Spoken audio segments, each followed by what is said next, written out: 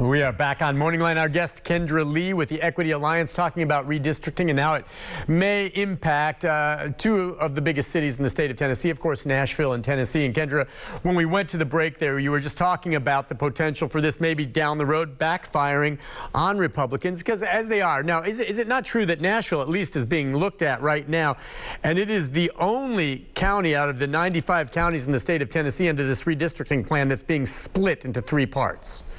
So clearly, now you could make the argument, we're doing that because it's so vastly populated. I think maybe that's what the speaker would say. It's gotten so big, it's time to redistrict and move it. But it's being split in three now.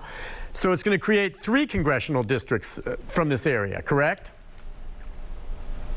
Correct. And a lot of the response to, well, how do you guys feel about intentionally splitting one county three ways?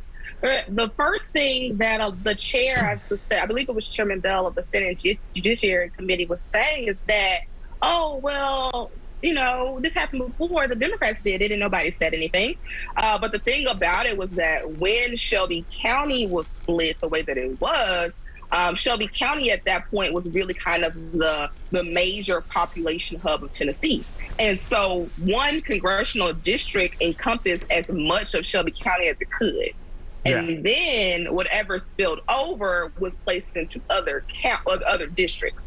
So it's a huge difference because Congressional District 9 has always solely encompassed Shelby County. Now, what you can't fit into that district would go into either District 7 or District 8. But there's never been a situation where there were three congressional districts and you could have easily created one that encompassed one entire county. So that's just never been the case. And that's what we see here, where you could have drawn a map, and we proposed a map that did just that. Proposed a map that completely had Davidson County intact and whole, and then also just had the northwestern portion of Rutherford County, and it was a perfect population. There was no deviation, not one person over, not one person under. We got the exact number of people into that congressional district. So to say that you didn't see another means of success or another pathway is untrue. We know that because we showed it to you. So when you lay that out, and we know that there were alternatives, but they go with this choice, what are the potential legal ramifications here? I mean, could this now be challenged, and what do you think the odds are of a successful challenge under the Voting Rights Act? So when you talk about Voting Rights Act and the concept of equal protection under the law, and so if there is on its face, you can see how something is going to have a disparate impact to a minority group.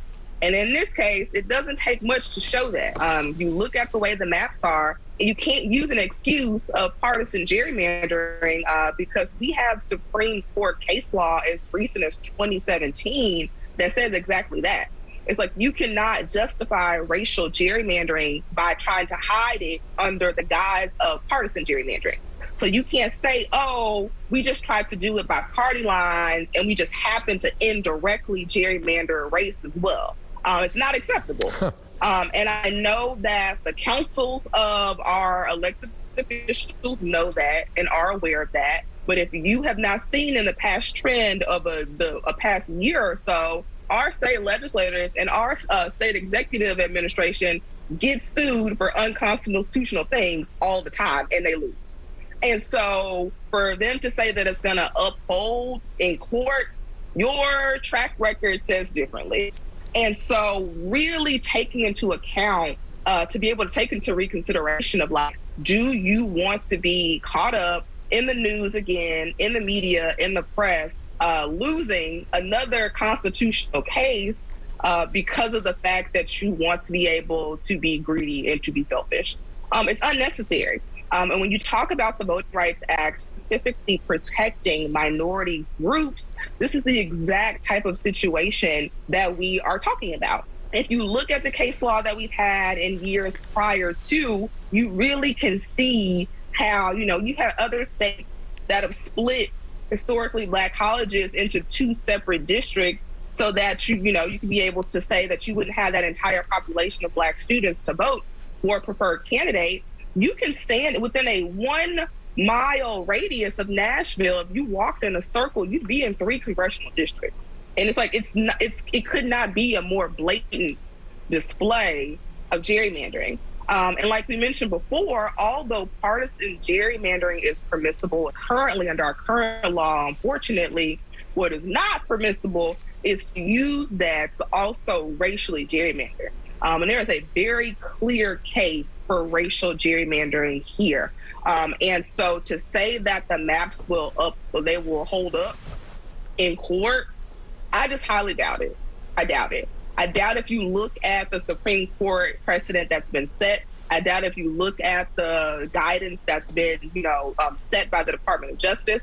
I doubt if you look at the other cases that use the Equal Protection Clause that they will agree with our Tennessee legislators, because this is a very obvious dilution of minority power, and you cannot sit there and hide behind partisan gerrymandering saying that you didn't know what you were doing and the impact, because you can't have intended or unintended consequences of splitting the minority vote. That's not going to fly. You can't say that you weren't aware of the impact that you were making, because too many people are telling you that that's the exact case. And you believe these lawmakers from the speaker on down know exactly what they're doing? Absolutely, without a doubt. Anything else is foolishness. Okay. And so when would this all take effect? I mean, we talk about the legal challenges, but, that takes time. Once the redistricting is, I guess, where do we stand right now on it? At what point does it actually take effect? What next election? So these maps are intended to where the districts will be set for the November 22, and even like for the primaries as well, because people will start pulling their petitions for their state house, state senate, and congressional probably within the next 6 weeks or so. But these maps will be set for the general November 2022 election. So when people are running for Congress, when people are running for state house, when people are running for state senate, these are going to be the districts that they have. And so I think that it's also not by coincidence, it's purely by design that they're trying to essentially kind of use time against us. Other states have had their maps, in before the new year. And so any challenges that were able to be made, we were able to do that. A lot of the procedural challenges weren't there we just don't have enough time to do it. And so again, Tennessee lawmakers are very aware of what's happening. And also to note, a lot of other states use independent redistricting committees. The state elected officials do not have a control or oversee the process at all. If you really wanted to be transparent and you really wanted to be fair, you would talk about having an independent commission that would draw these maps the way they're supposed to be. But yet again, Tennessee state lawmakers don't like when things are equitable. And this is a very clear case of that. If they don't see the advantage clearly for their controlling party, do everything in their power to stop it. And I think that for us to be able to have an opportunity where you didn't have to play politics and you could allow people to have some sort of trust in you, completely dropped the ball here. And now, instead of looking at a pathway forward, we have to once again challenge our own elected officials because they refuse to do what's best for the people of Tennessee. Yeah, that's interesting. I had thought that other states maybe did have independent commissions that look into it, because by definition, redistricting with whichever party don't you agree is in power, it's going to be political. It just is. And again, right now it happens to be the Republicans. They're in power. And if you don't believe politics are involved with this, you're naive.